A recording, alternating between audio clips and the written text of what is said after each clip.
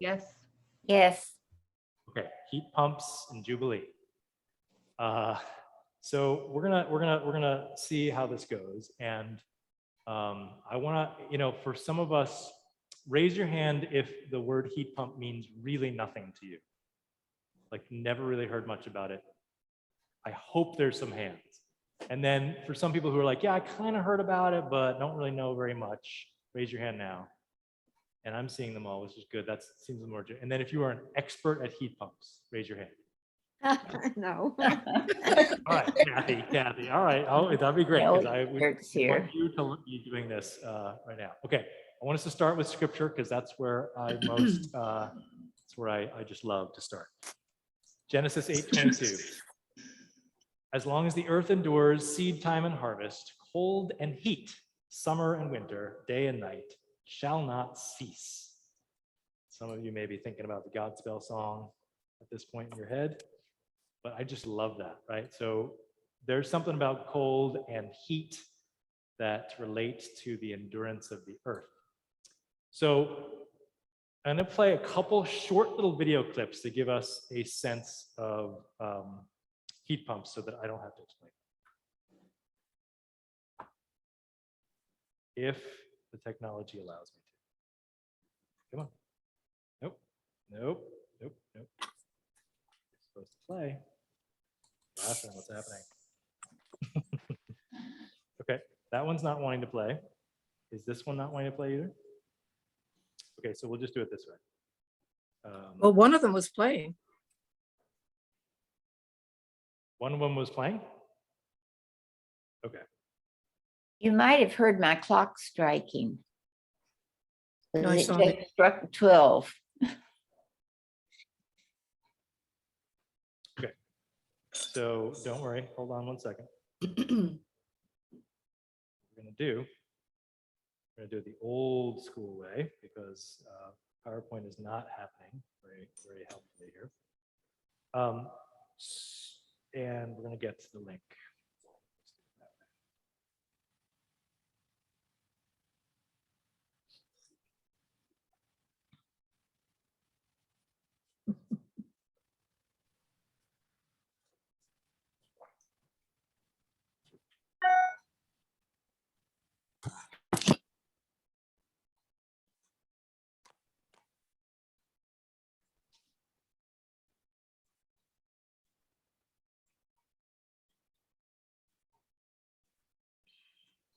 Are a single system to heat and cool your home. Air source heat pumps work by transferring heat energy from the air outside your home to the air inside, keeping you warm in temperatures as low as -27 degrees Celsius. And in fact, on a typical Nova Scotia winter day, there's more than enough warmth in the air for a heat pump to draw from. Heat pumps keep you cool in summer by working in reverse. They move the heat and humidity from inside your home and push it outside, turning it into a fully equipped air conditioner. The next thing to know about heat pumps is that there are two kinds, ducted and ductless. Ducted or central heat pumps distribute heat from the unit through ductwork or vents into individual rooms to heat or cool the whole house. They can replace your current forced air system or act as an add-on to your existing furnace. Ductless or mini-split heat pumps make a good retrofit to homes without existing ductwork or vents. Ductless units can be installed just about anywhere to suit your needs. Heat pumps don't use oil. They clean the air and can save you up to 50% of your heating costs. They're a great addition to any home year-round. To learn more about heat pumps, head over to nspower.ca. Do that if you don't live in Nova Scotia. Okay. So that's what we're talking about. We're talking about the mini splits. There's one form of heat pumps that is geothermal, and that's where you sink a huge well into the ground, sometimes 600 feet deep, where you send coolant down through that well so that the earth, you know how the earth is a constant temperature unless you go a couple miles down, that the earth transfers energy and it's real cold down there, it cools your coolant and then it sends back up and you can heat or cool your house accordingly through heat transfer. We're not talking about that because that's really expensive. to dig such a huge well. We're talking about air source heat pumps. So these are the ones that you put in your wall, and people, and you know, if these actually played, I could show you them. Okay, so that's not going to work.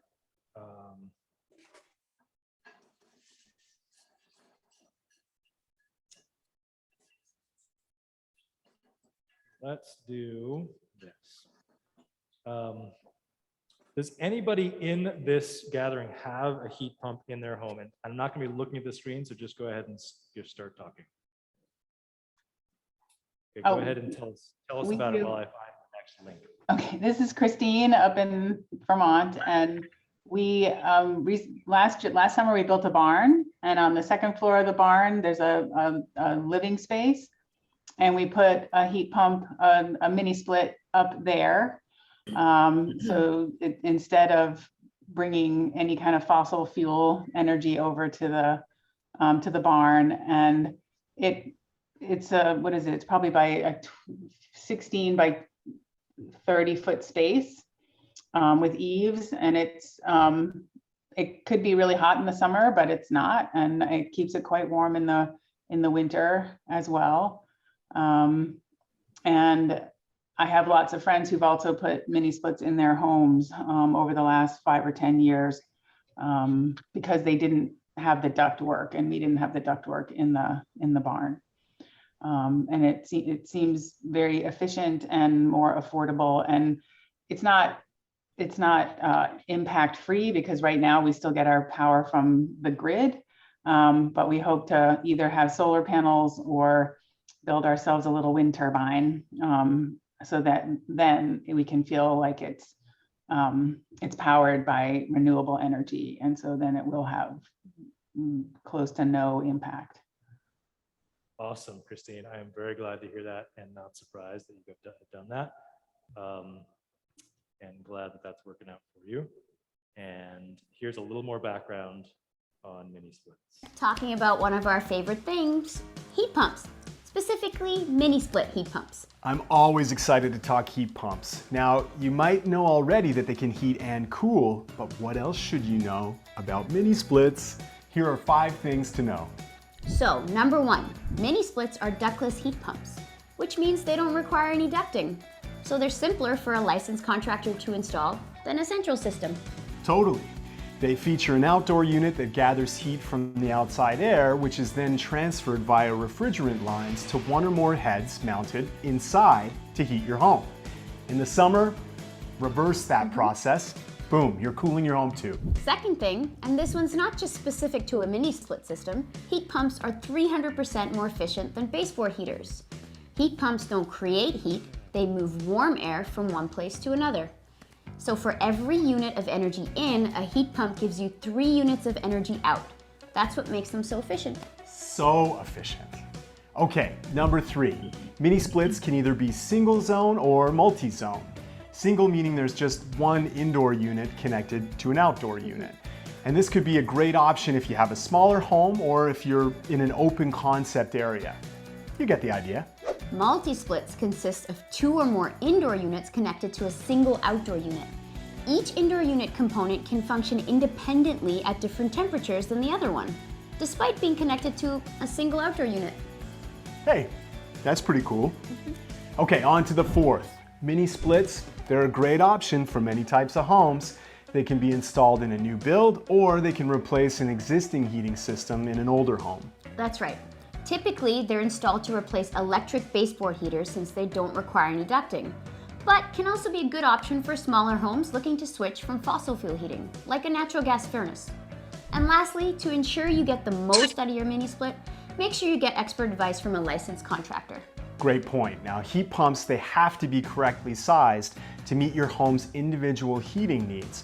You have to take into account where you live and make sure that your heat pump is installed in the right place. And for that, an experienced licensed contractor can help determine the right unit and setup for your home. Boom. There you have it. I remain pumped about heat pumps. I don't know how you're feeling. Ditto. Okay, well, I had to end on the pumped out heat pumps. So that just gives you a little visual as to what they look like and what they feel like. And we have had heat pumps for about a decade in our house, but they're not the only source of heat. We have remained tied to the fossil fuel empire grid with natural gas, not a bridge fuel, a climate destroying fuel, but it is, we supplement that with these heat pumps, which I'll speak about in one more second. I think it's worth one last clip to show you. And this is from Grist magazine, which talks a little bit about the cost and, you know, sort of like how do you calculate the cost versus the benefits. So I want to show you an equation that doesn't make any sense, but is actually true. For the home heating and cooling technology known as the heat pump, this equation means big potential savings, both for carbon emissions and for utility bills.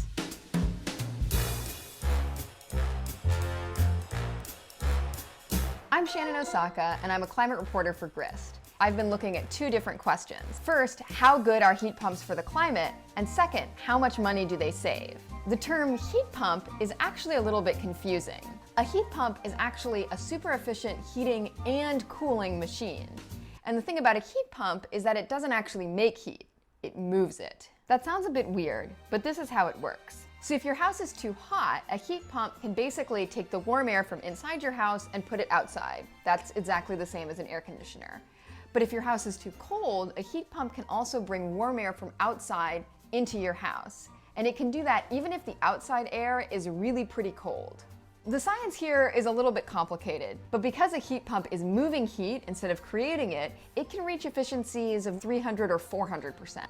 The normal heating system, on the other hand, can only reach an efficiency of about 100% at best. And because of this efficiency superpower, heat pumps can actually save a whole bunch of greenhouse gases from spewing into the atmosphere. Depending on your current heating source, switching to a heat pump can save you anywhere from about 1 metric ton to about 7 metric tons of carbon emissions every single year. The carbon savings are the most dramatic if you have an old electric baseboard heater. In that case, you can save over 7 metric tons of carbon dioxide every year by switching to a heat pump. For reference, if you went vegan for an entire year, you'd be saving about 1 metric ton of carbon. And if you skipped an international flight to Europe, then you'd be saving another ton. But in this case, you don't actually have to give up meat or your international travel plans to save carbon. You're just ensuring a pleasant year-round environment. Have you heard the expression room temperature? Of course. This is the room. This is the room temperature room. Okay, but let's be real. Being a homeowner is expensive, and retrofitting your home heating system is often super expensive. So even with all these carbon and climate-saving benefits, does switching to a heat pump make sense financially? First off, everyone's house is different, and heat pumps, like houses, can come in all different shapes and sizes. They can be ductless or ducted, they can be geothermal or air source or water source. Some of them can even look like George Clooney. So whether a heat pump makes sense for you is going to depend on what type of house you have, your existing fuel system, and all of these other little complicated details. But it turns out that for a lot of Americans, buying and installing a heat pump is going to make a lot of financial sense. To understand why, let's crunch some numbers. So let's say you're a homeowner and your fuel oil furnace is near the end of its life. You're trying to decide, okay, do I buy a new fuel oil furnace or should I go for an air source heat pump? According to the home repair site Fixer, for a 2,000 square foot house, the average cost of buying and installing a new oil furnace is about $6,000. Buying and installing a new air source heat pump that will fit into existing ducts, on the other hand, is about $10,500. So nothing to sneeze at. But electricity is a lot cheaper than fuel oil, and don't forget about heat pumps' monster efficiency. The energy research group Carbon Switch calculates that for the average homeowner, switching from a fuel oil furnace to an air source heat pump will save about $950 every year in utility bills. That means that in less than 5 years, your heat pump will have actually paid for itself, and you'll be saving almost $1,000 every year after that. And on top of that, you'll also be saving about 4 tons of carbon dioxide from spewing into the atmosphere every single year.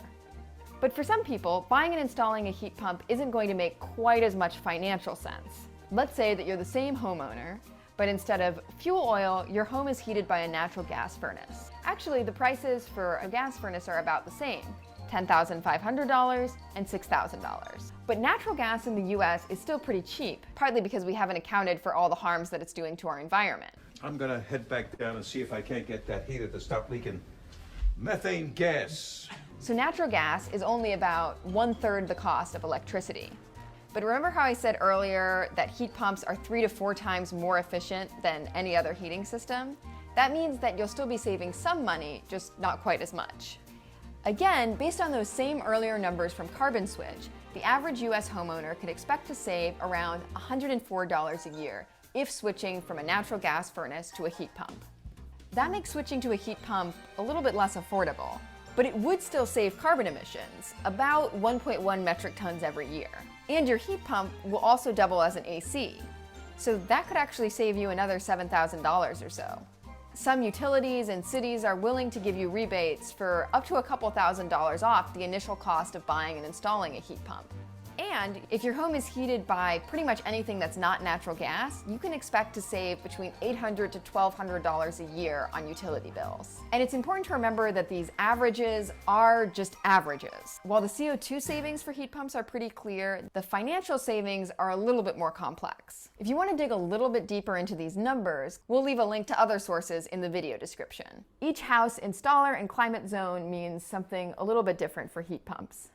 And if you're anything like my editor, you're probably asking yourself, that sounds great, but is this system going to be able to keep up with these cold New England winters? Back in the 80s, heat pumps were mostly installed in warm southern states where there was a need for air conditioning in the summer and just a little bit of heat in the winter.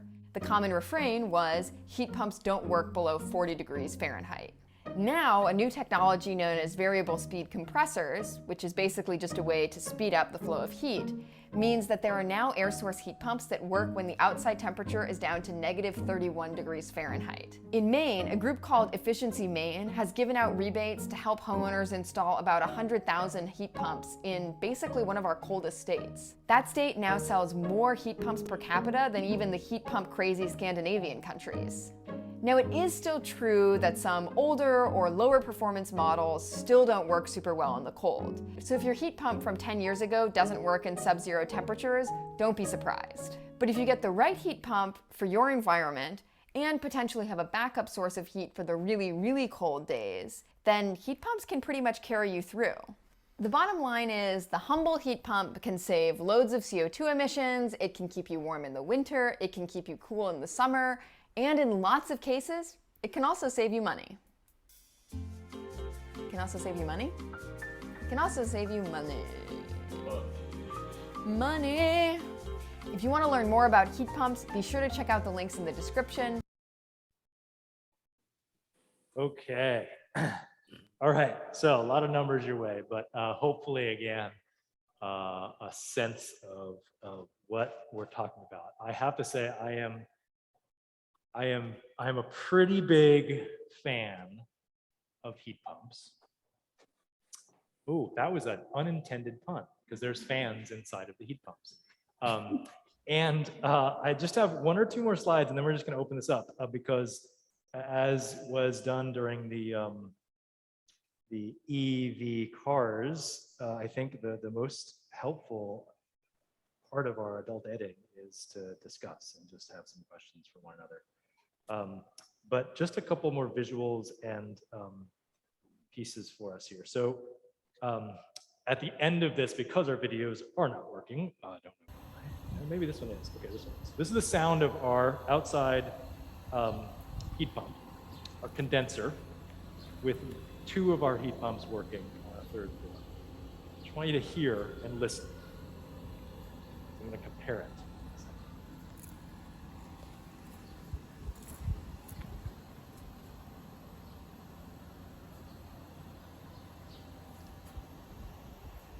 Those are the condenser lines that go up the house. Then you're going to hear an AC unit of our tenants.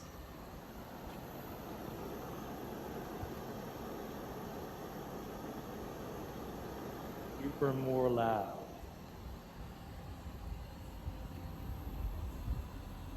pump. Really don't hear them very much. If you're sitting right in front of them, you do. But in comparison to an old school window unit AC, they're much quieter. So I'm really a fan of that in this era of noise pollution. I think being a real big environmental and mental health issue, I really appreciate that piece. This is just a photo of, there you go, we have two condensers because each, so on the right hand of this picture are the condensers that go outside of your house. Because it's moving air around, you have to have a condenser on the outside of the house that takes in either your hot or your cold air according to the season. So if it's the summer like it is now, you know, yesterday, last night, to stay cool, I had one of these going, one of the units on the inside, which you see on the left-hand side. There's the wall units you saw being installed. Those are just like AC units, but they have to be connected to the outside. So that's an inside wall that's connected directly to the outside on the left. And you'll see a condensing cable come down, shooting out from that. That's a second floor. It'll come down to one of these two condensers. And each condenser can serve up to 5 units. So, you know, if you have, like we do, we have 3 bedrooms on our 3rd floor. So each of those bedrooms has one of these units. It's a small, tiny hallway. There's none in the hallway. Our 2nd floor has 2 units. And because ours are 10 years old, they only did 3 units per condenser back then. Now they do 5. So we have to have two of these units. But you know, if you had 25 units for a huge house, you'd have to have, right, 4 or 5 of these condensers on the outside. So that's definitely something to consider. They have to be raised above because of flooding and snow, but they can hang off of a corner of a house. And again, they're very quiet and they're controlled by a remote control. They're all individually controlled, so you can move them up and down. I did ask, do they have central control? Can you tie them into Nest and other things? And I haven't gotten a response yet on that. I'm sure there are technologies that do that. Actually, I know there are. They did say there are. I just haven't seen them in action yet. So you can tie them into a central thermostat to control all of them at once. But a lot of people just like to use them per room, depending on how you use them, because they're very efficient. So to start up and slow down, it's more efficient to turn them off if you leave your room than it is to leave it going. I mean, it depends. If you're just going, you know, for 5 minutes out of your room, but if you're leaving for an hour, definitely turn them off and turn them back on. But again, that's depending on your space, of course. But they're very efficient. The last thing I want to talk about is hot water heat pumps. So this is also a huge area of progress in the U.S. right now, especially in the Commonwealth, where you'll see 2 heat pumps. We're a 2-family, and so the right-hand side, you will see of these photos, they're the same photo. You'll see an old school, 30-gallon hot water, natural gas fired hot water heater, right? So these things are combustible. They've got a flame, and that pilot light is going all of the time. It is burning natural gas 24/7, whether you're heating your water or not. And because what happens is you heat that water and you only, so that when you turn on your tap, it's instantly hot, right? Or after a few seconds, it turns hot. It's highly inefficient. The way we've been heating water for decades now is highly inefficient. So on the left-hand side, we have just installed a hot water heat pump, and they look about the same. They're a little bit larger because at the top, it's the same kind of a tank. It's a 30-gallon tank, but then at the top of it, built in, is a heat pump. And what it does is the same thing it does with those units. It exchanges air and water. I mean, it's a heat exchange. So what happens in your basement when this is happening and it's heating your water, your basement then gets a little bit cooler as a result because it's exchanging the heat. And I took a video as well to just show you the noise level. It's got a little bit of noise, but frankly, the other one wasn't firing. I think it's pretty comparable. I have not noticed, unless you're sitting in the room with it, which would be kind of annoying. If it's in your basement, we never hear it at all. But just to get a sense of it. And I have to say, we did this because I researched it last November for a while, and then got cold feet because of the price tag. And then in January, I woke up to a flood in the basement because hot water heat pumps, they last, I mean, sorry, not hot water heat pumps, just regular hot water boilers. Like they last, 10 to 15 years, intentional obsolescence, and they rust out. And without warning, you suddenly have a flood. I'm sure I'm not the only one who's ever had a hot water heater go. And so we were forced into buying the second one, and we had to pay more because we suddenly had to install it. So we had to pay, an electrician a fee. The challenge with these are they have to be wired to 220. A lot of homes don't have 220, so you've got to pay a little extra to install some extra fuses in your fuse box and have an electrician run an extra line. So, it can be more costly, but again, this is similar to the hot air and the mini split units. They're far more efficient, and they're not using any fossil fuel. It's all electric. And before anyone says it, well, doesn't electricity come from fossil fuels? Yes, but in Massachusetts, what is it? 3/4 of our electricity still comes traditionally from fossil fuel based, sources. And Christine can correct me more accurately. But if you pay for 100% wind through any of your incentives and other things, or hydro or solar, then you're not doing it. And the whole point about this is the more people, the more demand there is, the quicker the grid society is going to change. So the last slide on here was referenced by the GRIST article, incentives. So here in Massachusetts, we are really blessed in many ways to have some pretty progressive rebates out there. So Mass Save, and I didn't know this until past, 5-6 years ago when we first, no, I guess it was 10 years ago, we first owned a house, first ever. We always rented. We bought our first home, and we found out about Mass Save, and they came and did all this free insulation and give you light bulbs and power strips and all this. I didn't know what Mass Save was. I thought it was this altruistic group of nonprofit. It's actually all of the service providers, right? So it's Eversource, it's National Grid, and all these people, the energy providers, because they've come together both because of government requirements. They have to meet certain regulations, but also they want consumers to use less because they don't want to run out, right? They want to make money, but they don't want to run out of energy sources. So they've combined with the state, formed this thing called Mass Save, which helps reduce your carbon footprint and also gives rebates. So right now, and I don't know if this is going to change in 2023, if you are able to go off of fossil fuels, so go 100% electric with obviously efficient electric, not the old school electric baseboard heating and cooling, but for the new sources, if you're able to do that and get off it, you can get up to $10,000 rebate if you go off of if you go off of fossil fuels, which is, I had my house estimated to go completely off of natural gas, and they estimated about $35,000. It's a lot of money, but you subtract 10,000 right off the bat, and there is a 7-year interest-free loan called the heat loan right now in Massachusetts. So if you parse that out, I think it was like $100 a month over 7 years. So I would pay zero of that $30,000 right off the bat. I would add 100 something to my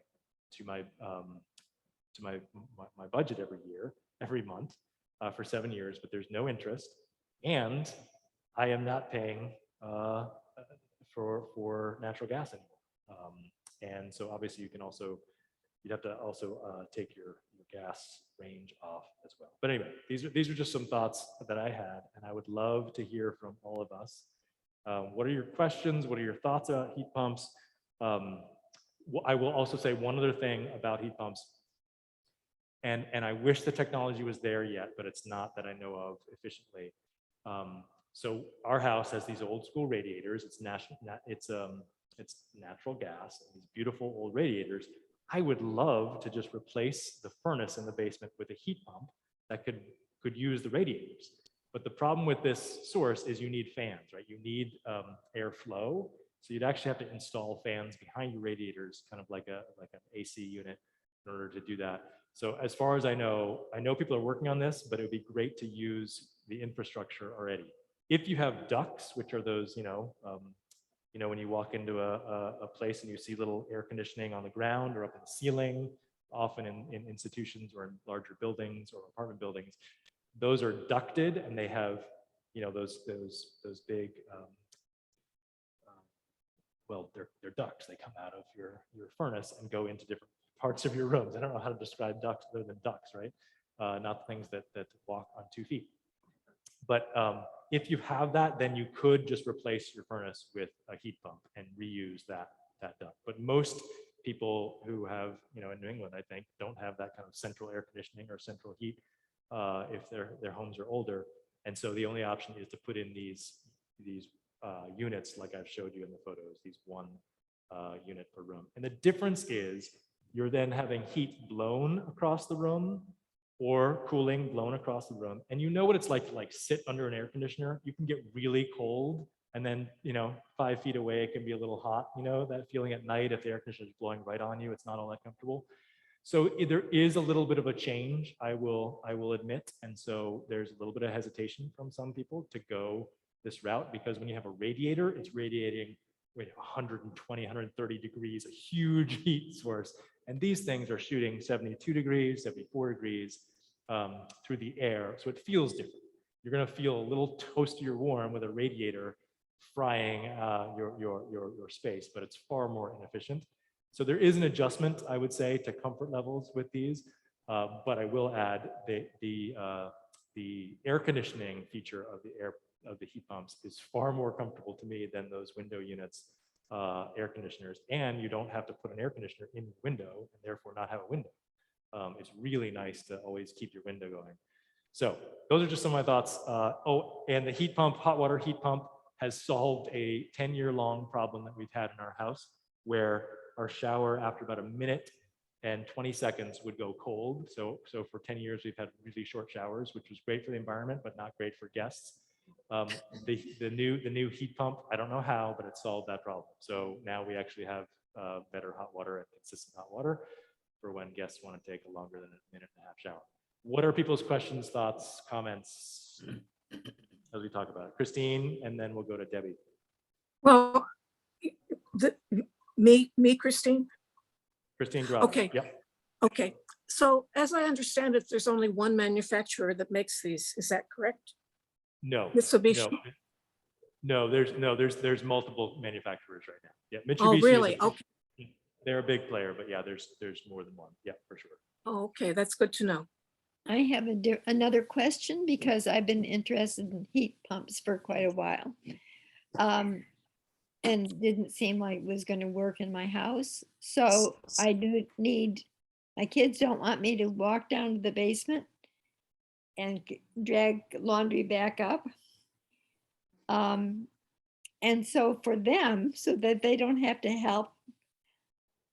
And then of course for me, I wanted to put small units of a washer and dryer in the kitchen. And I discovered that some of those dryers are heat pump. Would that help? Would that help the environment? Yes, my understanding is very much they're more efficient, absolutely, and one more chance to get off of like a natural gas, dryer, absolutely. And dryers, as we all know, are they have a huge energy consumption. It's better to hang your laundry if you can, like Christine, but some of us need to. When I didn't have a grandson in the middle room, I would use that just to hang clothes in the winter. Yeah. It's hard to find the But space for me. And it's hard, it's a lot of labor. So yes, my understanding, Joan, great point, is that, yeah, the heat pumps for dryers are great. Okay, thank you. I think, oh, sorry, Debbie, and then we'll go to Wendy. Debbie. Is there an easy way to explain how in the wintertime you draw in air from the cold and it's warm when you get inside, when it's inside? So it's all just about heat transfer and heat exchange. So there's a condenser there's a fluid in the condenser outside. The condenser sucks the cold air and it takes the hot, the fluid, it heats up the fluid, right? So the heat transfer itself, it's pure. When you, what's the best example? Like is melting an icicle in hot water. Doesn't really, that's not really good. What's a good example of heat transfer?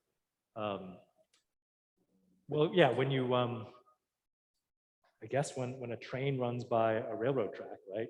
It heats up the iron, right? It's because it's motion and movement. Anyway, but no, you can find easily a better explanation online, but it works. So the colder it is outside, you know, you need, if you have constant temperature, it's a problem. But we don't have that. There's always a difference. A refrigerator does that. Oh, there you go. Great example. Right. That's how the refrigerator works too. Right. Uses the Freon, whatever the chemical is. Yep. That's already cooler. Wendy. Just unmute Wendy if you could.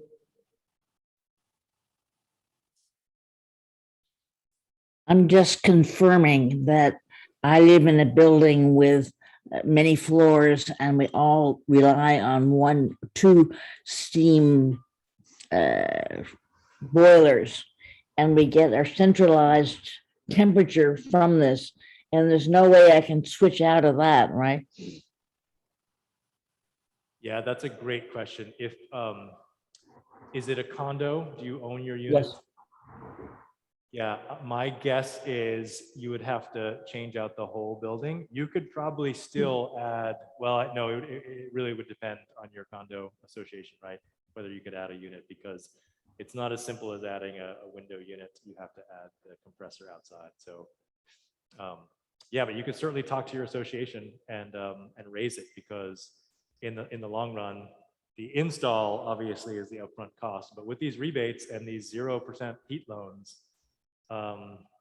you know, they apply to residential and business right now, is my understanding. So you could approach them and just see, because in the long run, it's definitely more efficient. And, you know, there's a lot of places and speculation and understanding that at some point, you know, we're going to start banning the use of fossil fuels in residential and businesses, right? So at some point, it's going to be a forced thing upon you.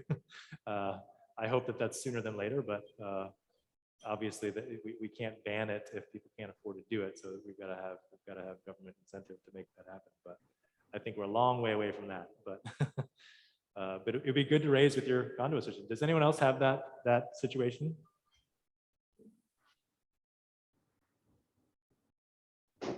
Yeah, go ahead. Yeah. Catherine.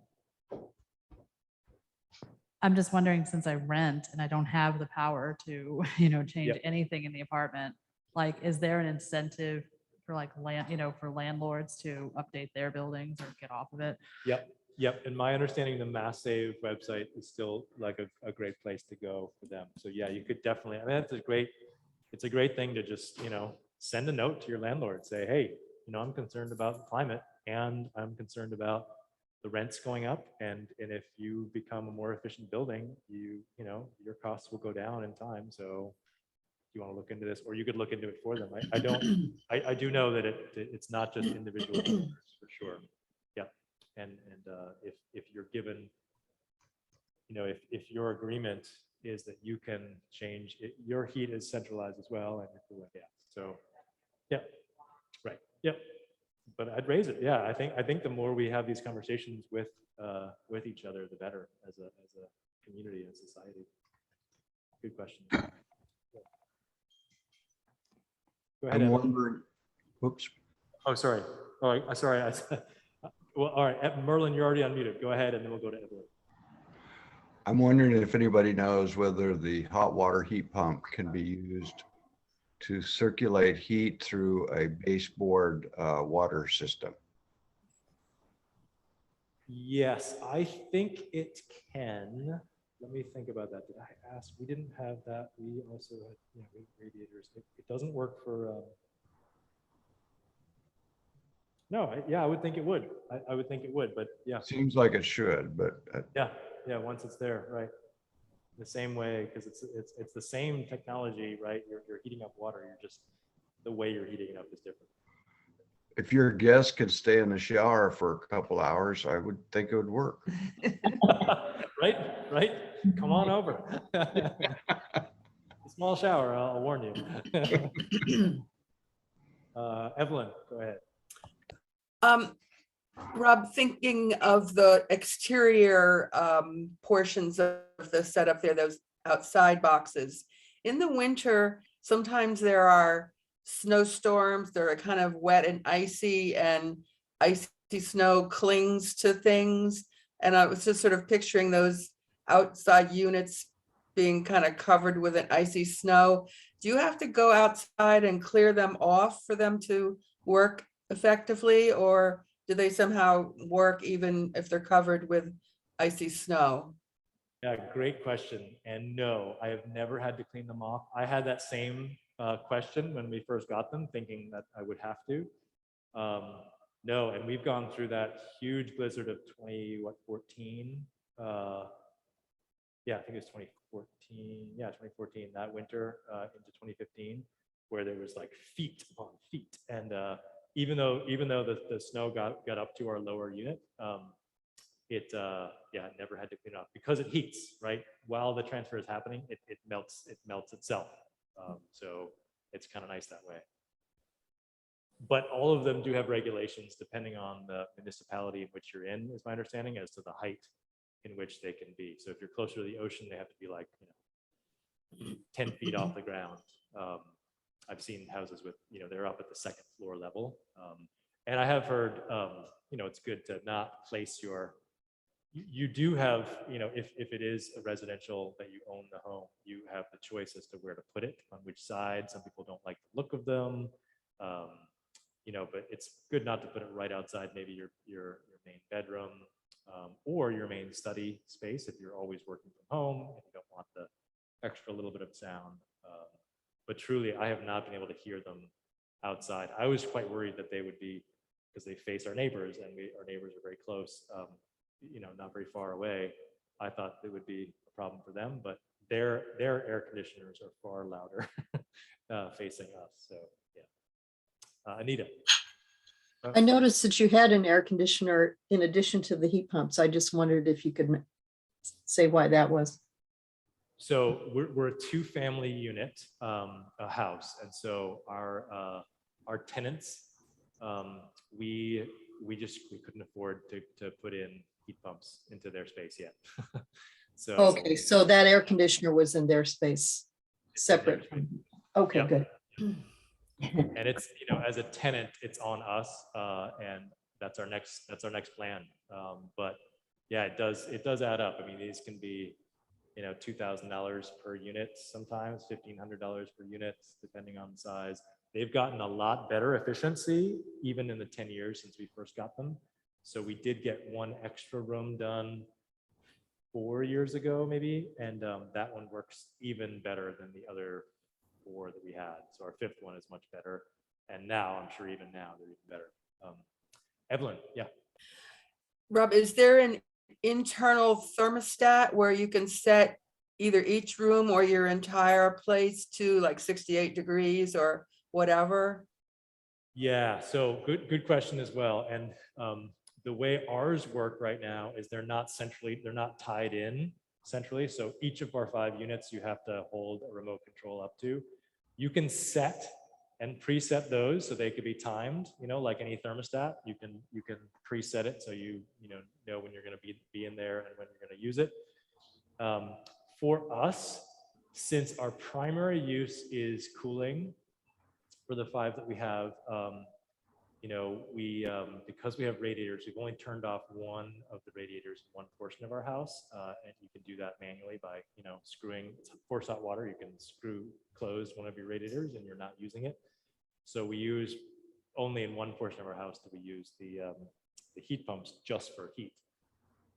And that, I think, it'd be more important when you're heating your home entirely by these, to have them all preset, because you don't want to be walking around, in the middle of the winter, and you want the preset. But you can do that each accordingly. But I did ask the group that came out through Mass Save, Home Heating, I think. No, I can't remember their name, but there's a lot of Mass Save contractors in Massachusetts, and one of them that came out recently to estimate our whole house. I did ask, can you tie these into one central thermostat? And he did say, yes, you have to buy this other, whatever application to do so. It's like a Nest, a Wi-Fi based kind of a thing, and they can be tied together. But because I think that would be very important. Your entire home space is connected to heat pumps only. I would want one place to turn on and off the heat. Yeah, Evelyn. Are all of the Mass Save contractors, but they're independent entrepreneurs, and do they all treat you the same or do the same things, or might some, be more generous with the things they replace and others not? Or how does that work? Yeah, great question. I had the same question as well. No, in short, they are not all created equal. So again, Mass Save is the utilities coming together with government based on government demands upon our utility companies to become more efficient, and because they wanted to make more money and lose less. The incentives all came together, but then Mass Save, as this coalition, they contract out with different contractors, and different contractors become Mass Save emissaries or whatever. So the two that Green Newton, and because we live in Newton, I know most about our community. It's all different per community, but Newton has vetted New England Douglas and Murrayfield Services, electrical services or something like that. They're two contractors that they highly recommend. Newton also has green coaches, energy coaches, and I have spent many a back and forth email with a Green Newton energy coach around these kind of things, because I will say one of the negatives is that it's still pretty confusing, because it's still, I think, only 10% of homes and businesses are now kind of on heat pumps, which is a good amount, but it's still the vast minority. And so there's not a lot of examples out there of people doing this well. It's still fairly new, but yeah, those two contractors have been vetted by my community, and so I trust. I've contacted both of them, and Newton recommends that you get at least 2 estimates from these contractors before you go with, before you decide to go with someone. So there is a little bit of shopping around. And they're not all the same prices. The units themselves, pretty much, you can find the prices of those by researching just the prices of the units, but they set the units differently based on the size and square footage of the room in which it's gonna heat or cool. So there's some complexity, to the process. And the shipping delays and the supply chain issues have definitely hit this industry. So, and I was worried it would take a year to get things, but I got an estimate in April, and they said but I never went with it. They said within 3 to 4 weeks they would have everything to go. So I don't know where things are now in July, but that was back in April.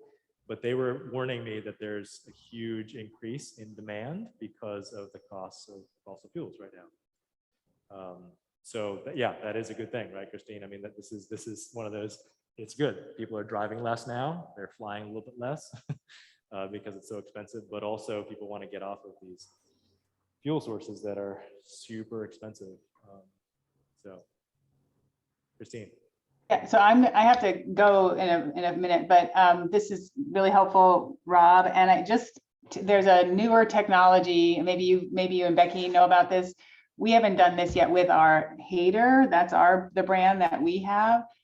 But there's an app now that it supposedly, no matter where we are in the world, not that we go very far, we could get on our phone and we could tell our unit to go on at a particular time to a particular temperature, so that if we're traveling and we come back and we want to go up into the second floor of the barn and be toasty or be cool, when we get there, it won't be going all the time, but it'll go on within 10 minutes before we get there or whatever. So it can be even more hyper efficient and not heat empty space or cool empty space, but then be ready for you when you get there. So long as you have a cell signal or internet. So there's always something, but the technology is improving all the time.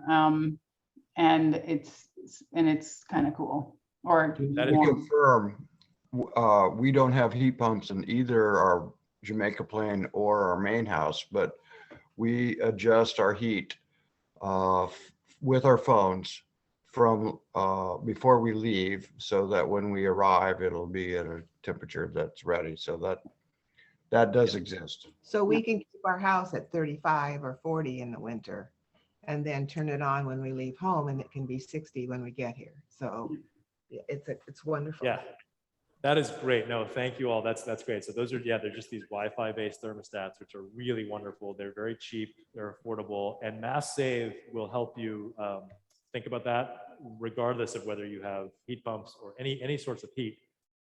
They will come in and consult and sometimes give you discounted or free units. I don't know if they're doing that anymore. They don't do light bulbs anymore, unfortunately, but they're so cheap these days that it's not that big of a deal anymore, I think, for light bulbs. But they'll give you good ideas about that. So that's something all of us could take a step in if you're not able to do that, and you can remote control your heat and your cooling. And yeah. Good point. So none of the contractors give you free light bulbs anymore? I don't think so, no. But they still give you power strips, because we just had, and you can do it every, I don't know, I've had Mass Save come now twice, 10 years ago, and now just this past spring. And one of the requirements I didn't mention for the $10,000 rebate is you have to have an energy assessment. You know, that they'll come and do it, even if you had one before. After, you know, well, no, so I guess it's a 5-year period or something. So we had ours 10 years ago. So they came again and they said, yeah, your insulation is all still doing great. You've got your door stops. Here's one extra door stop. We'll put on this one because this one's wearing out. So they tighten up your home so you're not leaking all the extra heat or cooling. They'll do that for you, and they'll do that pretty much for free, all that insulation work. But then they hand you some power strips, and they used to change your light bulbs for free. They don't do that anymore, but. Do they replace your thermostat if you've got a really old thermostat? So they might do that. We already had one, so I didn't get into that, but I think they might. They won't give you like a Nest, but I think Nest, which are the totally remote ones over Wi-Fi, they're quite affordable these days, and they can tie in with your smoke alarms and your your carbon monoxide monitors, and they can tell you if you have a leak. Our new hot water heat pump has a little leak device, so now we'll know if it rusts out and leaks, unlike previous times. So bye, Christine. Thank you. And Christine Grotto, I think, and then well, I just wanted to say that I've had two heat loans. I've had Mass Save 2 or 3 times, and I've had great. 2 interest-free heat loans for various things. Yeah, it's great. Yeah, but different homes can't have insulation, and then they got a little upset with me because they're trying to sell insulation. They're trying to sell stuff too, so they do give you free stuff, but then they are trying to sell stuff as well. Yeah, no, good point. And we just had some new aluminum siding put on, and they dented it, and they were careless. I mean, so you can like any human being, you might run into some good people, some bad people, and it's a bit of a the interest-free loans for getting work done, you can't beat it. You can't beat it. Huge. That is huge, and that's very unique, I think, to the Commonwealth. Yeah, Betty, I know were you raising your hand, Betty? No, okay. We're coming up on time here, y'all. Are there other questions people had, or if you want to stay on and talk more, anything else? I know this is scratching the surface, and I am not an expert in any way, but at least I've had some experience of these things, and I think the biggest thing around this thing is it's not. I mean, just like the EV cars, right? If you have the resources to buy one, it's not simple. Like, you've got to then think about range anxiety. You've got to think about how you're going to plug it in and stuff like that. But part of the benefit of community is we can ask each other and think about pros and cons together. And I do think the more we push on this, the more things are going to change. And we didn't even preface this. I meant to preface this. There's so many of us who are either in renting situations or financial situations, or not even in homes that we're underhoused, that can't even think about these things. But for those of us who do have who are in these positions, I think more is asked of us if we can make these switches. And if it's just because we're not getting to it, maybe that's not quite sufficient of an answer, but if we can push ourselves and one another to make some of these changes, it's good. And each year that passes, thankfully, you know, technology is getting better. And with this, just like EV cars, there's always the unintended consequences of more and more batteries and heat pumps that become obsolescent. So we need to keep an eye on that and keep your units serviced. We've found that, you know, once you get them, it's good to have them serviced once a year, have them cleaned and triage, because yeah, we've had one of our units have an issue, and if you catch it each year, you're going to be able to maintain it Just longer. like anything, just like anything Right? else, Rob. Just like, Like anything else. including our bodies. Hello, physical therapy. No, I appreciate you sharing what you've done, because I think, and even for us, it's sort of like, watch when a furnace goes out, then you've already been thinking about how you're going to replace it. And it may not be that we spend the effort right now, but we've got old furnaces. So just even getting yourself aware of it and understanding of it is how you help thinking about what you're going to invest in down the road. Yeah, and you're in a better place if you do that research ahead of time. And that'll remind me, they just made a switch this year. Before this year, to get the $10,000 rebate, you were required to turn off the flow of natural gas from your house or oil. Like you had to prove, you had to have the National Grid come and show that it is turned off and you couldn't turn it on. Then they realized we have a couple of days a year that are extremely cold in which your heat pumps are not as efficient. And that's, I mean, that's below whatever, sub-zero, right? So they've changed that to say you no longer need to have your natural gas shut off. What they say is, you know, please don't use your natural gas, but you can still use it. So if it's really cold out, or if your units break, you know, or you have that one guest who really needs extra heat in a really toasty setting, I don't know, whatever it is, you can still use your fossil fuel. So it's kind of like the plug-in hybrid, right? You can do both for a while, which I think is so good, because I think that was turning off a lot of people saying, oh my gosh, this is a new technology. It kind of feels different, the way it blows air across my bed, and I'm not so sure, but now that you can go back and forth a little bit, I think is much better. Thank you. Yes. Great. Thank Well, you. thank you all. May there be more justice. Thank you all. Much peace. Thank you, Rob. Thank you, Kathy. Thanks, guys. Bye. Go enjoy a beautiful day if you can. You too. Bye. Happy, bye. Thank you. I'm just looking at the chat. I didn't see all of them. Are you gonna exit out? Oh yeah, okay.